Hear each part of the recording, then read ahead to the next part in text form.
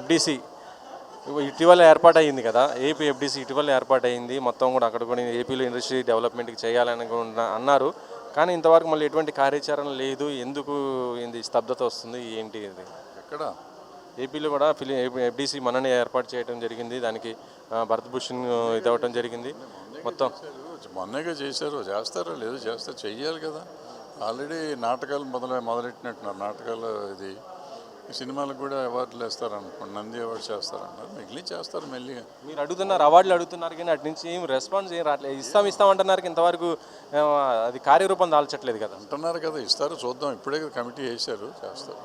లీగానే మొదలెడితే అట్ట నెల కూడా అవ్వకుండా మీద పడిపోయి చేయలేదు అంటే అట్ట చేయని చేద్దాం, చేస్తారు. మీ సినిమాకి టికెట్ ధరలు ఎలా ఉంటాయి సార్? ఇప్పుడు ఇది ఒక పెద్ద సమస్య అయిపోయింది, పాప్కార్న్ సమస్య అయిపోయింది మీ సినిమాకి. టికెట్ ధరలేండి, పాప్కార్న్ సంగతి నేను చేయలేను, కానీ సినిమా టికెట్ ధరలు ఏం మామూలుగా నార్మల్గానే ఉంటాయి. మామూలుగా చాలా తక్కువ, అంటే రీజనబుల్గా సింగిల్ స్క్రీన్ నార్మల్ ఎట్లా ఉన్నాయో అటు రూపాయి కూడా పెంచం అంతే. ఎందుకంటే మొన్న రామ్ చరణ్ గారు ఒక మాట అన్నారు, టికెట్ ధరలు కాదు, ఆ లోపలికి వెళ్ళిన తర్వాత పాప్కార్న్ ధరలు చూసి జనాలు థియేటర్ రావట్లేదు అనేసి ఆయన స్టేట్మెంట్ ఇవ్వడం జరిగింది. అది నిజంగా ఉందా? టికెట్ ధరలు తక్కువ ఉన్నా కూడా ప్రాబ్లం లేదు, లోపలికి వెళ్ళిన తర్వాత ఇప్పుడు అవి చూసి ఆ కూల్ డ్రింకు తర్వాత పాప్కార్న్ వీటి వల్లనే రావట్లేదు అనేది మన ఇటీవల ఆయన ఇచ్చిన స్టేట్మెంట్ సార్. ఆయన 10 ఏళ్ళ నుంచి నేను ఇస్తున్నాను కదా, ఇవాళ కొత్తగా ఆయన ఇచ్చాడేమో తెలియదు, కానీ ఆయన ఇచ్చింది నాకు తెలియదు. పాప్కార్న్ రేట్ ఎక్కువ ఉంది, అది ముందు నుంచి చెప్తున్నాం కదా, చెప్తున్నాము. మధ్యలో గవర్నమెంట్ 2-3 సార్లు చేసింది, ఇన్స్పెక్ట్ చేసింది, తగ్గించమన్నారు, తగ్గించారు, మళ్ళీ పోయింది. తెలంగాణ గవర్నమెంట్ చేసింది, ఆంధ్ర గవర్నమెంట్ చేసింది, మళ్ళీ వదిలేశారు, మళ్ళీ తగ్గిస్తారేమో చూద్దాం.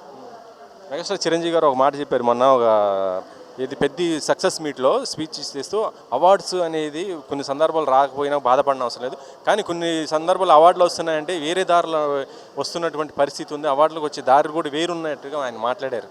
ఇది మీకు కూడా తెలుసు, ఇది ఇప్పుడు దాకా చాలా రోజులు అవుతుంది. అది దానిపైన మీరేమంటారు సార్? ఇక నాకు తెలీదమ్మా, ఉండి ఉన్నాయో మరి, ఆయన చెప్పారంటే ఉందేమో నాకు తెలీదు.